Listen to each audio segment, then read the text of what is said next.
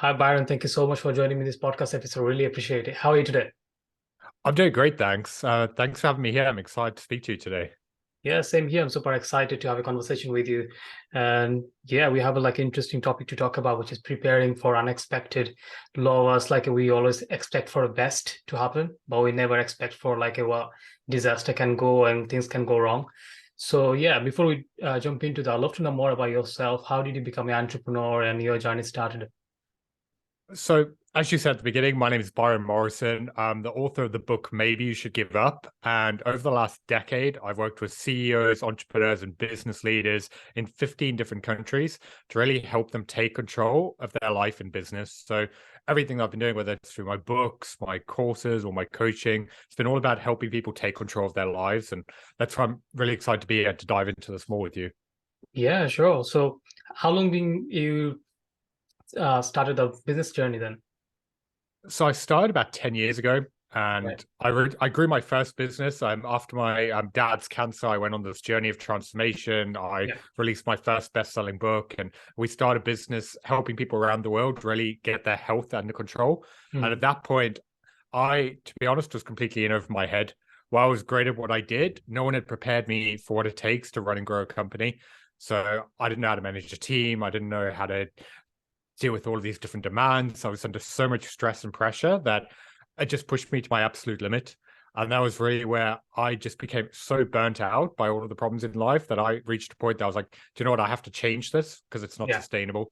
So I eventually kind of got my own life on track, learned everything I could about psychology, high performance, mindset, and then eventually pivoted my business to what I'm doing today of really helping people deal with the pressures that come with growth. Yeah. Yeah. Thank you for sharing. So, uh, yeah, before the call, we talked about a few weeks back about preparing for unexpected, the topic you love to talk on the show. So, why preparing for the unexpected? Isn't most of us like a thought, like a preparing for expected things to go for?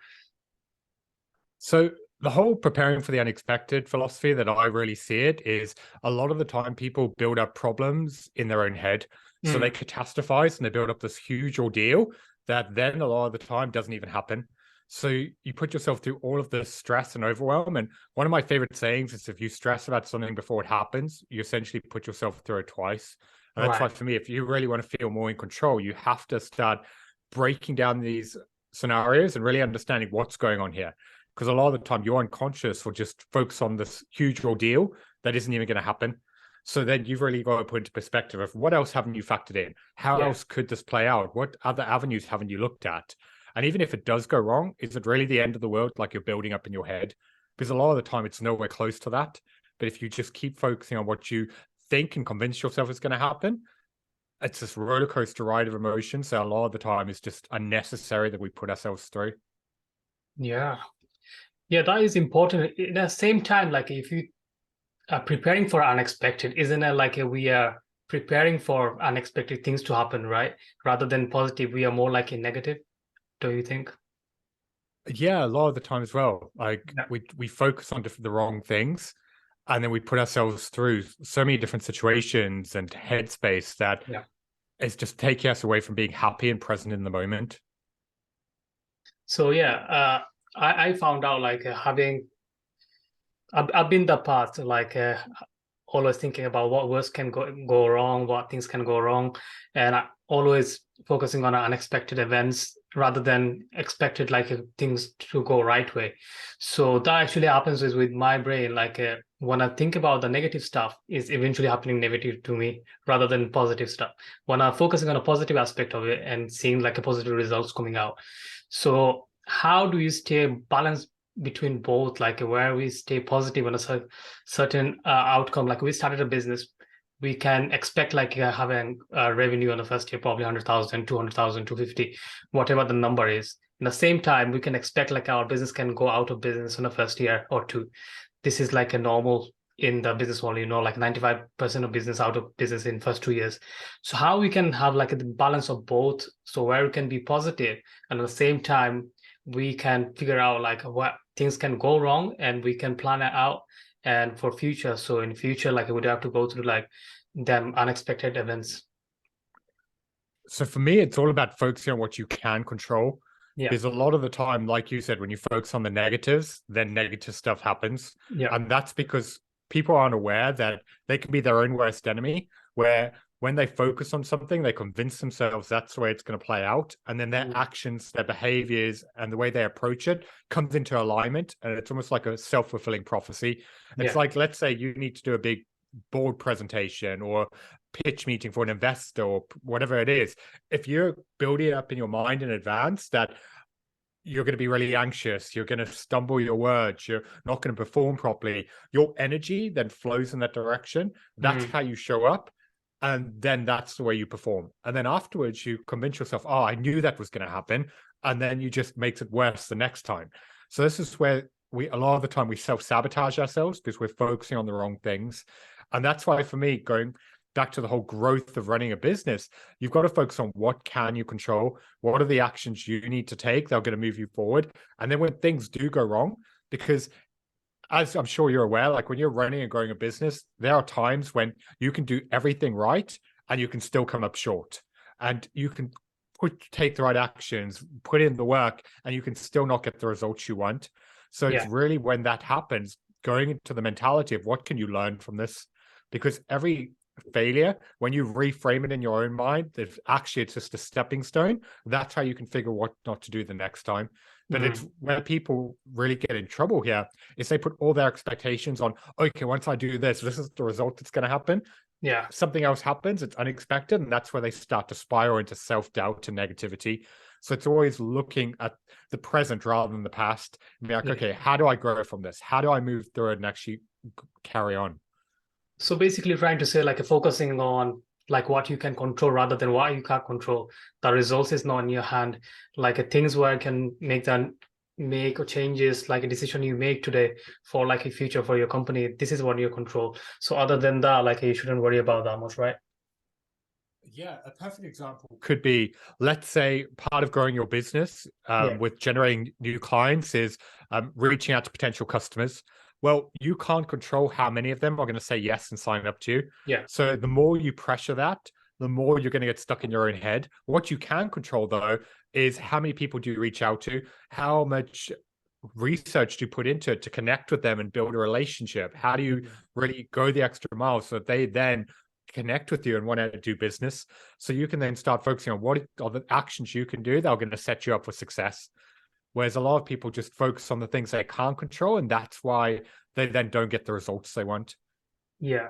Yeah, definitely. Totally agree with you. So my next question will be like, how do we have that kind of mindset? Like obviously you change your mindset, and I'd love to know more about like a lot of people, they say like, oh, it's so easy to say, like when I actually am implementing it, it's not the way I think. Like I always think about like the things I can control and I blame on it. So I seen it like one of the video on a psychologist, and he mentioned like how our brain spikes up. Like if you are looking for something like a big win on business, sports, or anything in a relationship, that we stay from 1 day or 2 day, our good mood spiked up stays for like a day or two. Like if something bad happens, it stays for a week or months because of the bad loss we had, the relationship or little argument we had. So how do you stay positive in like the negative world of our environment? Because our brain is designed negative way, and a lot of people don't know how to get out of it. So what do you use in terms of like a stay positive, or like just focusing on like what you can control? I think this is where it's so important that you're clear, firstly, on your goals and what you're trying to achieve. And then you're regularly taking time to go back to it and revisit it. Because a lot of people, they lose sight of why they began in the first place. Or they get so pulled into the stress of everyday life that they're just trying to get through the day and everything's just negative and coming down around them. And this is why I'm such a big advocate that if you want to work on your mindset, every single day, you need to start your day by thinking about, okay, what do I want to accomplish? What are the things I need to move forward? And how do I need to show up to make it happen? Because if you've always got your goals top of mind and what you're trying to work on, it becomes so much easier to follow through rather than trying to rely on willpower motivation. Your why and your reason to do it has to become bigger than your reasons not to. And this is why, from a mindset standpoint, you have to know on a deeper level, what is the purpose behind what you're doing? What is something bigger than the challenges and the setbacks and everything you're going through? Because otherwise, if you don't know that, you're going to keep facing adversity and it's going to keep knocking you down. So you've really got to understand, okay, what's going to help you pick yourself up? You need something bigger than yourself, whether that's an impact, helping people, wanting to create a life of freedom for your family, whatever it is, something that internally is driving you forward. Yeah. Yeah. Thank you for sharing that. I'm really curious to know about like your book, because everyone says like never give up, all motivation speakers and everyone, and you come up with like a book, why you should give up. So I'd love to know more little background of it, like why should we give up and when to give up. Yes.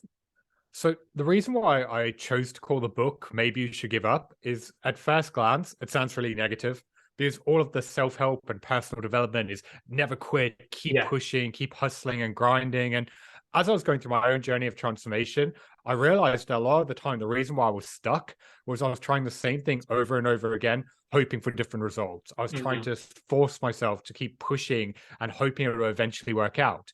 And that's when I really started to see that if you look at the most successful people of all time, they give up all the time. They give up on strategies that aren't working. They give up on caring what other people think. They give up on all of their fears or reasons why it can't be done. And ultimately, that's why I found that giving up is the secret to success, because a lot Yeah. of people get stuck in their own head. I was talking to a client about this yesterday, where he's thinking of pivoting his business to do something else, but he's got this fear. He's like, I don't want people to see that I'm giving up and trying something new. I'm like, you're not giving like quitting because you failed. It's something you don't want to do anymore. So you have to give up on trying to force that to set yourself up for what's next. And Yeah. that's why the book, at first glance, it sounds really negative. It sounds like, oh, it's all about giving up. But actually, it's a book about positivity. It's about giving up on everything that's stopping you from taking control of the happiness and life that you want. Yeah, I totally agree with you. Like I remember I started a first business was like a takeaway business in the food chain. I run that for 3.5 years. After running it, then I realized this is not something I want to do for the rest of my life. Because we, as an entrepreneur, we have so many ideas on our head. Until we execute it, we don't know, do we actually enjoy that thing like we say we do, until we actually try it. So after trying it 3.5 years, I realized this is not something I want to do forever. So I needed to make change. Then I started my agency, and I love that. It's been over 5 years now we're running it. So yeah, if I didn't give up on that, like I wouldn't be where I am today. My business wasn't scalable to 7 figure, and I wouldn't get the time freedom, location freedom like how I have right now. And we have to give up in order to do that. I was in a teaching career. I was a primary school teacher. Did that for 6 months. Then I realized this is not something I want to do. I don't want to be told off. I don't want to be like follow through all of them curriculum and everything. This is not something like I want to do forever. So I had to Yeah. quit that as well. So yeah, I totally. love that. And that's why it's such a powerful message for me, because so many people I speak to, the biggest thing holding them back from the life that they want is that voice in the back of their head, Yeah, whether they're being controlled by fear of failure and rejection, whether it's comparing themselves to everyone else, whether it's being too hard on themselves or focusing on the future and problems that haven't happened yet. It's yeah, all of these mental blocks that keep us stuck and cause us to sabotage ourselves. That's why the book is ultimately taking someone through 7 different areas that they need to give up on to get out their own way so they can mm, take control of their life. And I think it's such an empowering thought of letting go of these things that are weighing you down so that you can actually start moving forward. yeah, yeah. Can you give us like a couple of tips on that? Like when someone should know like they need to quit the thing like they're having or they're not enjoying anymore and probably gonna shift to something else. A lot of the time, it's when you're feeling internal resistance. So let's say, for example, you want to go start a new business or you want to take a new avenue in your business, whatever it is, and you've got a fear there that you're going to fail, or you've got a fear that you're not going to be good enough, or that people are going to judge you, or you're going to get rejected. You need to really figure out what's holding you back, Mm, because something on a deeper level is stopping you from taking the actions you need to take. So it's all about, rather than just getting caught up in your head, you have to take a step back and be like, why am I not following through here? What is it that is, am I holding on to that it's stopping me from moving forward? There's a lot of the time we just get so pulled into the moment that we don't realize what's actually getting in the way. So it's really dependent on the individual, but it's just figuring out, okay, what is the life that you want? And then what are the things in the way that are stopping you? Why are you making excuses? Why are you convincing yourself it can't be done? Or why are you just avoiding the things that you know you need to do? Figure that out, and then it becomes so much easier to work through them. yeah. Yeah, thank you for sharing, Byron. So we are coming to the end of this podcast. It's been a great pleasure having you on the show. So those who's listening, if anyone wants to learn more about you, your book, where's the best place to find you? So the best place is check out my website, byronmorrison.com, and Maybe You Should Give Up is available to order anywhere now. And if you order a copy from Waterstones or Barnes and Noble, what I'm doing for anyone who grabs a copy is take a screenshot of the receipt and send me an email at byron@byronmorrison.com, and I'll send you access to one of my time management and productivity courses, which usually sells for $297.